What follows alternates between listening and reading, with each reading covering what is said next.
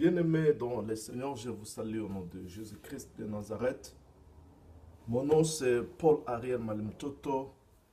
Je suis serviteur de Dieu par sa grâce. Ce matin, je suis très content de pouvoir m'approcher de vous pour pouvoir partager la parole de Dieu. La parole que je vais partager avec vous se trouve dans le livre de Genèse, chapitre 1, verset 26 à 27, là où Dieu avait créé l'homme, et après la création de l'homme, la Bible dit que Dieu le bénit et dit soyez féconds. Quand Dieu avait créé l'homme, la première bénédiction qu'il avait prononcée sur l'homme, c'est la fécondité. La Bible dit que ayant béni, ayant créé l'homme et la femme, Dieu dit soyez féconds, multipliez, remplissez la terre. C'est la première parole qui avait sorti de la bouche de Dieu. Cette parole, c'était une parole qui exprimait la volonté de Dieu, selon laquelle l'homme doit être fécond. La fécondité, c'est la volonté de Dieu. Dieu veut que son peuple soit fécond. Dieu est ennemi de la stérilité. Dieu veut que son peuple puisse jouir de la fécondité. Voilà pourquoi la première bénédiction qui avait sorti de sa bouche, c'était « Soyez féconds ». Et il est écrit aussi dans Exode, chapitre 23, verset 25 à 26, qu'il n'y aura pas de femmes stériles parmi vous. Parmi mon peuple, il n'y aura pas de femmes stériles. Parce que la stérilité n'est pas la volonté de Dieu. Mais la volonté de Dieu, c'est que nous soyons féconds. Féconds sur tous les plans. Féconds sur le plan matériel, financier, matériel, marital, dans tout le domaine de la vie. Dieu veut que nous soyons féconds. C'est la volonté de Dieu. C'est le plan de Dieu pour l'humanité. Dieu veut que son peuple puisse jouir de la fécondité. Et l'ennemi de la fécondité, c'est le diable. Parce que le diable cherche l'opposé. Il est opposant de la volonté de Dieu. Mais la volonté de Dieu, c'est la fécondité. Le diable, lui, veut que détruire, veut tuer. Il ne veut pas. Et d'ailleurs, la Bible l'appelle le tueur. Il ne veut pas qu'il y ait fécondité. Il ne veut pas qu'il y ait multiplication.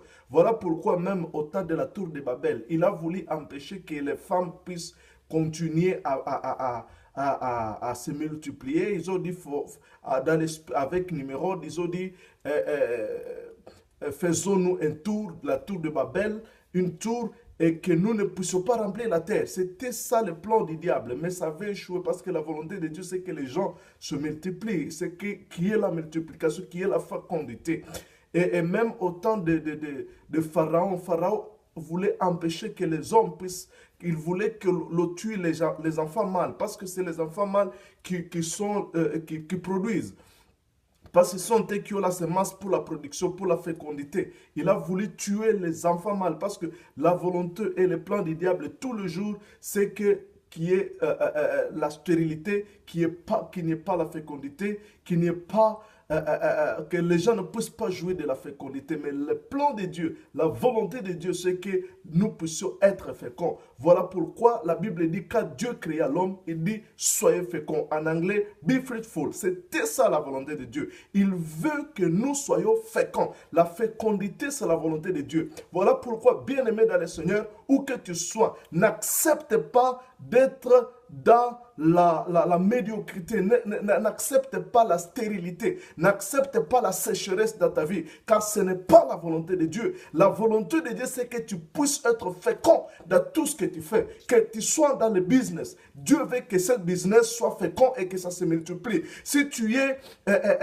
une femme mariée, Dieu veut que tu puisses avoir la fécondité. Cette stérilité dans ton mariage n'est pas la volonté de Dieu. Dieu veut que même que tu sois dans le business, le travail, que tu sois fonctionnaire quelque part, Dieu veut que tu sois productif dans tout ce que tu fais. Si tu es peut-être étudiant, Dieu ne veut pas que tu puisses avoir cette intelligence bloquée, cette intelligence qui ne produit pas. Tu dois être fécond. Voilà ça, c'est ça la volonté de Dieu sur la vie de tout celui qui est né de nouveau, tout celui qui est créé dans sa volonté en Christ. Il veut que nous soyons féconds. C'est ça la volonté de Dieu. Mais le diable est là tout le jour, tout le temps, en train de combattre la volonté de Dieu qui est la fécondité. Mais ce matin, en qualité de prophète de l'Éternel, je viens déclarer sur toi Soyez féconds, que tu sois dans les mariages, que ce soit dans ton business, que ce soit dans ton travail, que ce soit dans tout ce que tu fais, dans toutes tes entreprises. Je déclare la fécondité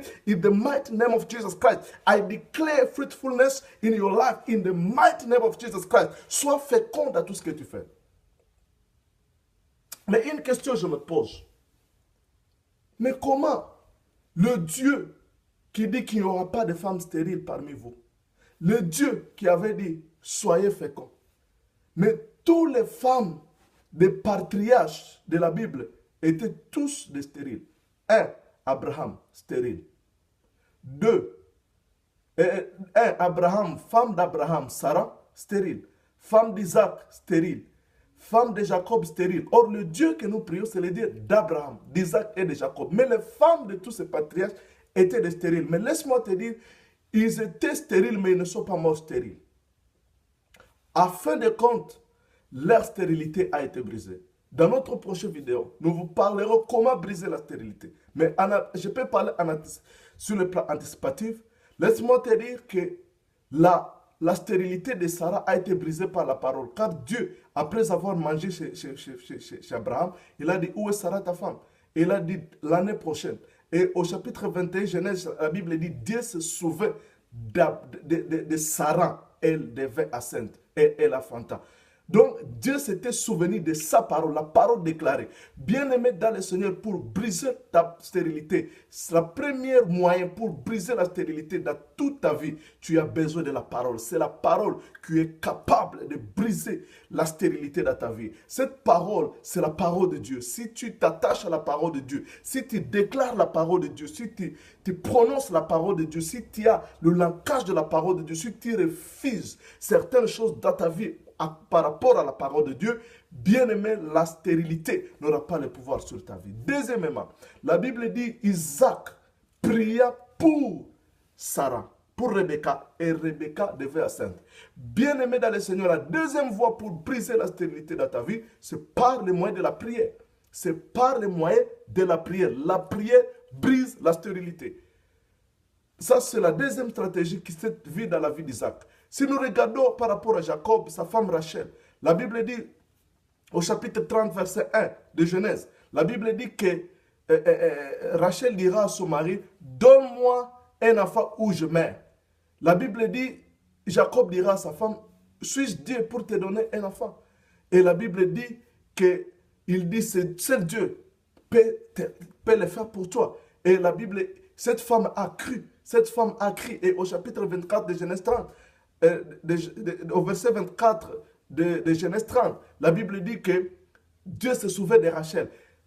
Elle a cru à la parole de son mari qui avait dit seul Dieu peut le faire. C'est-à-dire la troisième moyen pour briser la stérilité, c'était par la foi. Donc il y a trois moyens pour mettre fin à la stérilité dans ta vie: la parole, la prière et la foi. Tu as besoin de ces trois choses mélangées dans ta vie pour mettre fin. Si tu t'attaches à la parole, si tu crois à la parole, si tu mets ta foi dans la parole, bien-aimé dans le Seigneur, tu vas commencer à jouer de la fécondité dans ta vie. Ça va mettre fin à la stérilité. Si tu t'attaches à la parole de Dieu, si tu confesses la parole de Dieu. Vous savez, le grand problème des hommes, ils confessent des négativités, ils confessent des choses qui ne sont pas bien. Ils disent, moi je suis malheureux, moi je suis stérile, le docteur m'a dit, c'est le docteur qui t'a dit, mais la parole dit, il n'y aura pas de femme stérile parmi le peuple de Dieu. Ça, c'est le docteur. Mais toi, tu as mis foi dans la parole du docteur au lieu de mettre ta foi dans la parole. Bien aimé, le rapport des docteurs, c'est le rapport. Mais le vrai rapport, c'est le rapport de Dieu. La Bible dit dans Genèse chapitre 53, qui a crié à notre rapport? Qui a crié à notre message?